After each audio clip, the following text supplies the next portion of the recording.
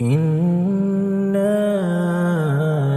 أنزلناه قرآنا عربيا لعلكم بسم اللہ الرحمن الرحیم۔ تعقلون۔ 5 منٹ کے درس میں خوش آمدید۔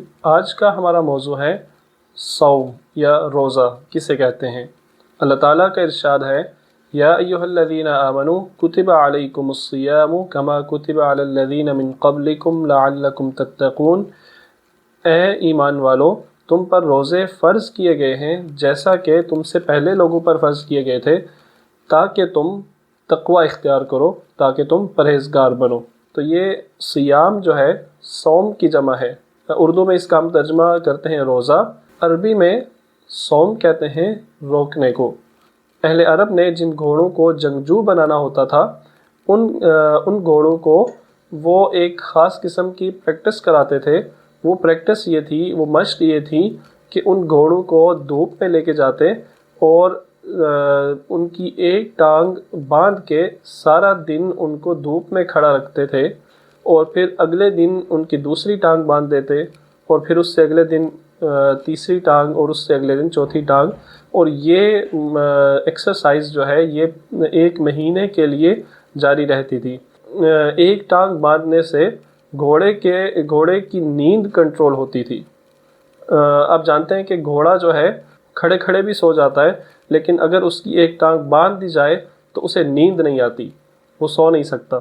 تو اسے نیند سے روکنا، اور پھر سارا دن اس کو کچھ کھانے پینے کے لیے نہ دینا، کھانے پینے سے اس کو روکنا، اور پھر اس کو موسم کی شدت برداشت کرانا۔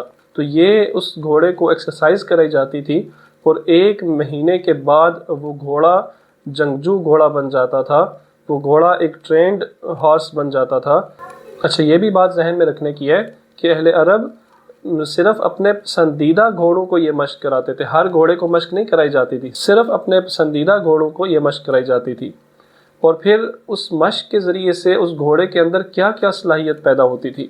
اس گھوڑے کے اندر برداشت پیدا ہوتی تھی، صبر پیدا ہوتا تھا، موسم کی شدت کو برداشت کرنا، بھوک کو برداشت کرنا، نیند کو کنٹرول کرنا، یہ چیزیں اس کے اندر پیدا ہوتی تھیں۔ اور پھر اس کے اندر سٹیمنا پیدا ہوتا تھا، سخت موسم میں کھڑے رہنے کا سٹیمنا پیدا ہوتا، اس کے اندر حوصلہ پیدا ہوتا کہ میں یہ کر سکتا ہوں۔ بہت سے لوگ ہوتے ہیں جن کے اندر کوئی کام کرنے کی طاقت ہوتی ہے، استطاعت ہوتی ہے، لیکن حوصلہ نہیں ہوتا، وہ نہیں کر سکتے۔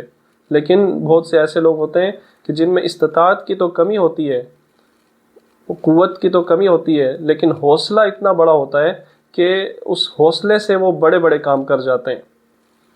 اور پھر تھکاوٹ اور اکتاہٹ پہ کنٹرول، اس پہ قابو آتا تھا اسے۔ اور پھر وہ گھوڑا بدکتا نہیں تھا، وہ اچھلتا نہیں تھا، کیوں؟ وہ آرام سے کھڑا رہتا تھا، کیونکہ اسے پتا تھا کہ اس کا مالک اسے کسی خاص مقصد کے لیے ٹرین کر رہا ہے۔ یہ جو باقی گھوڑے چھاؤں میں کھڑے ہیں، کھا پی رہے ہیں، پانی پی رہے ہیں، چارہ ڈالا جا رہا ہے، اور میں یہاں دھوپ میں کھڑا ہوں، تو اسے پتا ہوتا تھا کہ اس کا مالک اسے کسی خاص مقصد کے لیے، کسی خاص مشن کے لیے ٹرین کر رہا ہے۔ تو اب 1 مہینہ گزرنے کے بعد وہ گھوڑا اس مشن کے لیے تیار ہو جاتا تھا۔ تو اب آتے ہیں صوم کی طرف۔ صوم کا جو اصطلاحی معنی ہے روزہ، اس کی طرف۔ اللہ تعالیٰ کہتے ہیں کہ یا ایھا الذین آمنوا کتب علیکم الصیام، اے ایمان والو، تم پر بھی روزے فرض کیے گئے ہیں، تم پر بھی صوم فرض کیا گیا ہے۔ تم نے بھی 1 مہینہ ٹریننگ کرنی ہے، تم نے بھی 1 مہینہ اپنے مالک یعنی اللہ تعالیٰ کے حکم کے مطابق صبح سے لے کے شام تک کچھ بھی کھانا پینا نہیں ہے۔ تم نے صبح سے لے کے شام تک اپنے رب کے حکم کی فرما برداری کرنی ہے، اور جن کاموں سے تمہارے مالک نے تمہیں منع کیا ہے ان سے منع رہنا ہے۔ تو یہ جو صوم ہے، یہ جو ٹریننگ ہے جو مسلمانوں کے لیے فرض کی گئی ہے، یہ بھی اللہ کے خاص بندے کرتے ہیں۔ اور اس کا مقصد بھی یہی ہے کہ اللہ تعالیٰ ہمیں کسی خاص مقصد کے لیے ٹرین کر رہے ہیں، ہمارا مالک ہمیں کسی خاص مقصد کے لیے تیار کر رہا ہے۔ اور وہ مقصد کیا ہے؟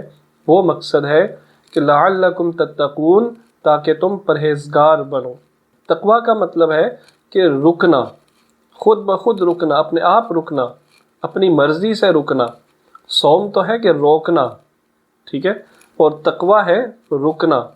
اگر ان 2 معنوں کو ذہن میں رکھ کے اس آیت کا ترجمہ دوبارہ سے کیا جائے تو یوں ہوگا کہ اے ایمان والو، تمہیں 1 مہینے کے لیے روکا جا رہا ہے، 1 مہینے کے لیے تمہاری ٹریننگ کی جا رہی ہے تاکہ باقی 11 مہینوں میں تم خود رکنے کے قابل ہو جاؤ۔